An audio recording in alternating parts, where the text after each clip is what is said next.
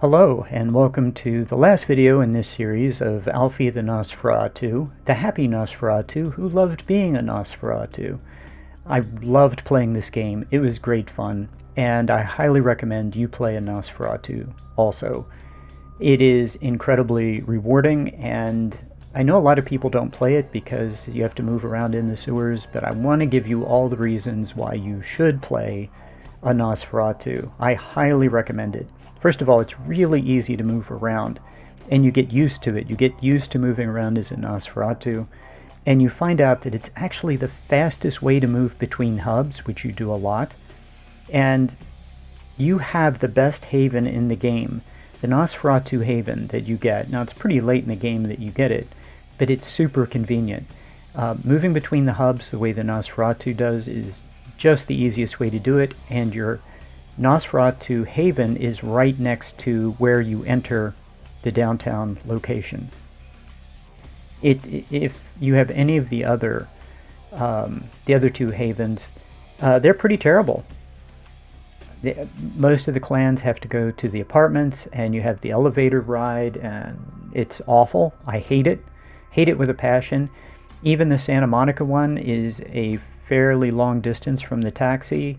The Tremere Haven is a fairly long distance from the taxi, but your Nosferatu Haven is right next to where you enter the downtown hub. So, and the other thing is rats. I am going to be spoiled forever playing Vampire the Masquerade Bloodlines.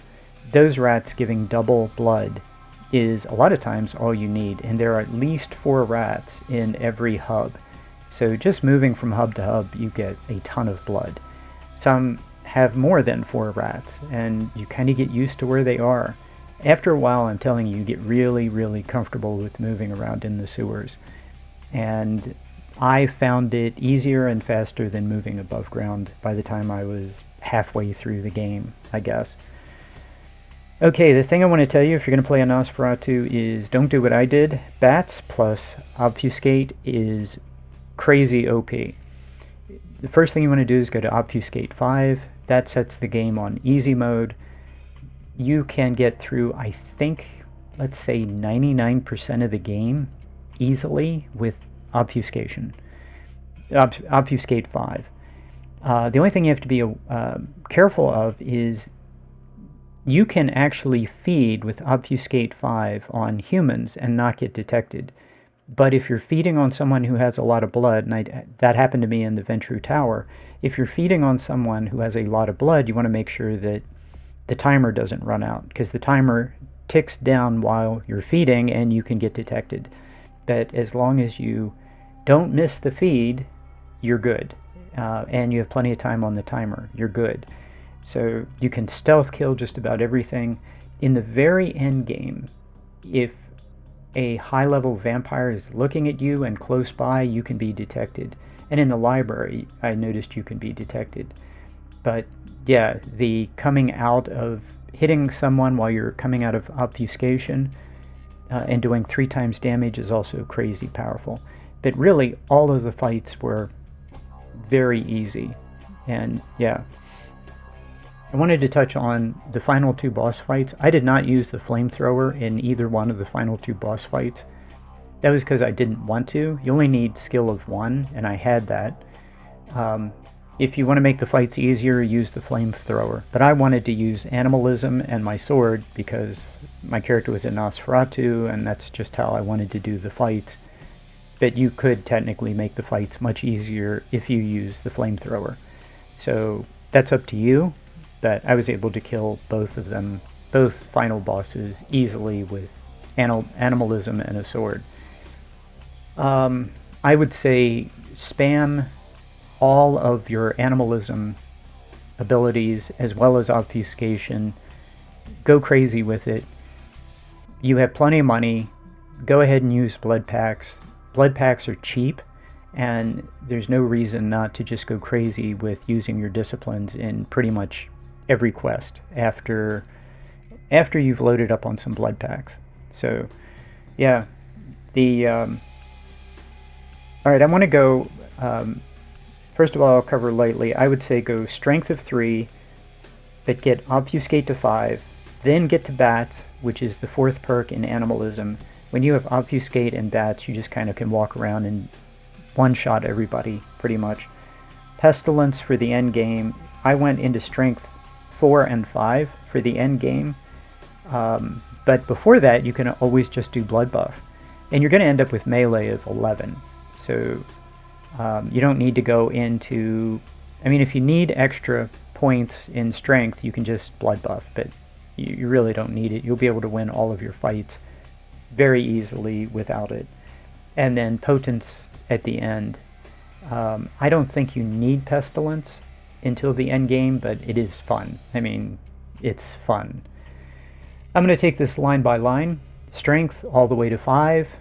Dexterity to 4. Isaac gives you the Fey Charm, which gives you the 4th point in Dexterity. I put a point in Dexterity at the start. You can see start. That's what I played at the start. I took Leatherface also, which made me Frenzy, more likely to Frenzy, but it made Potence less costly. Stamina, I had 9 points left over, so I could have gone into Stamina. I didn't do it. I felt that I didn't need Stamina. Charisma of 3. Yeah, I got a point at the start. That might have been by just going back and flipping between the menus. I got a free point, which can sometimes happen. Strauss gave me an item. I don't think I put any more points into Charisma. I think that's what I ended up with. Manipulation, I put a point there. You don't need it. I could have put that into Stamina or something. I ended the game with over $6,000, and I was just like using blood packs. I mean, I was throwing them away and still ended up with... I mean, there was one point coming out of I think it was Blood Hunt. I could have gone back and fed on the guy, but I said, heck with it. I'll just eat 2 blue blood packs. I have a ton of money. I don't care. So I was, you know, it just, when you have that much money, it doesn't matter. But yeah, I probably would say that point in manipulation is a waste of time. I had, how many did I have? I think 7 points in Haggle, and that's, did I have 7 points in Haggle? I think I did. I think I had 7 points in Haggle. Yeah, I had 7 points in Haggle. Way too much. You know, dial down manipulation. I'm going to go over what you have to buy, and it's almost nothing in the entire game. Just blood. And you're not going to use that many blood packs except when you get into the end game. So, intelligence of 4 to read the books that you'll need. Notice there's nothing in perception. You take all the perception points. This is not a ranged character, and you put them in Animalism and Potence. Wits. Now, if you do this as I did it in the game, you'll end up with 12 defense. You get an occult item in Kamikaze Zen, and if you play the 5th point in Wits, and then you get the item in Kamikaze Zen, you will end up with 12 points in defense. I'm going to go out on a limb a little bit and say you don't need that. You don't need 12 defense. 11 is probably all you need.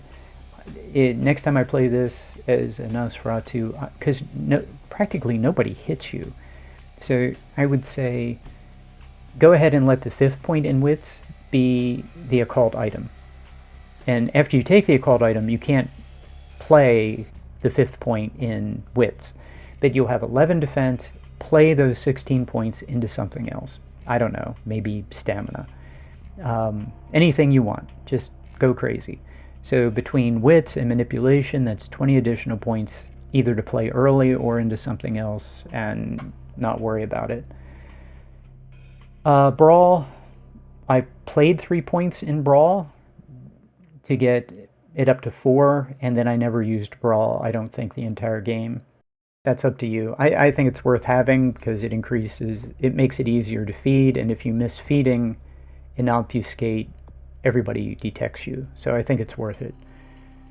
Dodge, yeah, we want all 5. in dodge. So let's see, no intimidation, no subterfuge. Firearms. The only point I had in firearms was the Carson book. I did not do the Romero and the Society of Leopold. I put them in parentheses so you can see them there. If you want to put 5 points in firearms, you can do it. The cost would only be 9 XP. You could have a total of 6 ranged, which is not bad. You know, that's up to you. I think it's unnecessary. Melee works great. So melee, of course, we want all the melee. You're going to have 11 in melee because the plus, Mr. Ox will give you an item that gives +1 to melee. It does stack after the book. So you want to read the book the Fu Syndicate gives you and then go see Mr. Ox. It does not work the other way. If you get Mr. Ox's item, you can't read the book. So you have to do Mr. Ox's quest after the Fu Syndicate. You'll end up with 11 melee. Security, pretty straightforward. Mr. Ox gives you the 5th item. Museum Basement is the 2nd one. I put 3 points in security at the start. Stealth, only 1 point in stealth. You don't need it. Obfuscate carries you through the entire game. Computer, you can see what I did here. Santa Monica, I paid for 2. Tongue gives me the 4th point. Internet Cafe gives you the 5th point. Finance, I paid for the 1st and 2nd point. That was only 6 XP. Fat Larry gave me the 3rd. The Empire Arms, there's a book. And then Trip gave me the 5th point. You could see Trip for, say, the 1st or 2nd point, and you'd save 3 XP. So that would be 23 XP total that I've talked about right now that you don't have to spend. With manipulation and the 5th point of wits that you don't have to play, you can just use the occult item from Kamikaze Zen. And if you use Trip for the 2nd point in finance, you would save then a total of 23 points to spend in something else. I don't know, stamina maybe. But you don't need that much money because you're not going to buy that much. Scholarship, pretty straightforward. 1 point to start, 3, 6. Beckett after the museum, Beckett after Giovanni Mansion. Animalism, get bats. The 4th point, you want that. Pour all of your points first to getting Obfuscate 5, and then bats. And then I put, I selected Leatherface, which gave me my point in Potence. I guess that'd be like technically the 2nd point in Potence. And then you spend less points for each one because you chose Leatherface. So it's only 5, 10, and 15. So anyway, that's how that goes. And I ended up with 9 XP unused with the 24 that I just told you that you can save. That's, 9 and 24, 33 points that you can play somewhere else that buys you some level of, I don't know, like I said, maybe stamina. Weapons you have to buy. I bought the 50 caliber pistol. It's the best gun in the game. It did really good damage. It did, it's not a bad weapon. Of all the guns, it's the best by far. You have to buy a sledgehammer to do the gargoyle quest, but all of the other guns I got for free. I didn't need them, didn't need any of them. You can sell them, or you can use them if you want, if that's your preference. You're not going to do much damage unless you put some points into firearms, and I guess with 6 firearms they'd be adequate. They wouldn't be great, but they'd be okay. So that's up to you. All of the melee weapons I got for free. There's the club in Hollywood. No, the club in Chinatown. If you stealth kill the guys on the 2nd floor before you go see the boss, they will drop a good sword, a katana. And if you kill them, they'll have guns. They won't drop a sword. So that's a free katana, which, I don't know, it's what, a couple $100. And let's see, the enchanted sword, which does exactly the same damage as a katana, you get that in the Hollow Brook. It's free. You can use in the early game, you can use the Shingoto if the Kuei-jin Spy drops one in the fight. Otherwise, just use the axe. It works fine. I use the sword because I have played this for 1,000 hours, and I always use the axe, and I thought it'd be fun to use a sword since I got one, and I very seldom pick one up. And this was a melee character, and I knew I'd be using a sword in the end game. So the other thing I would tell you is, I guess that covers it for all that. I'd say as soon as you can, go ahead and buy blood bags, and it'd be after you level finance, but go ahead and buy blood bags and just start using them. You're going to have plenty of cash.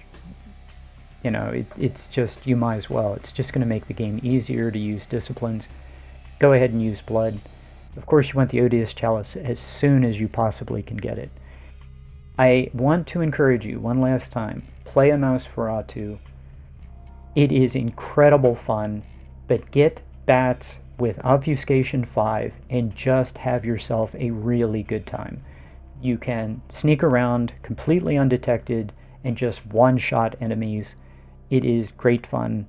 You will feel like a very powerful vampire. It's fun to play. It's fun to play the game as a Nosferatu. I recommend you give it a chance. And yeah, good luck with your game, and I'll see you next time.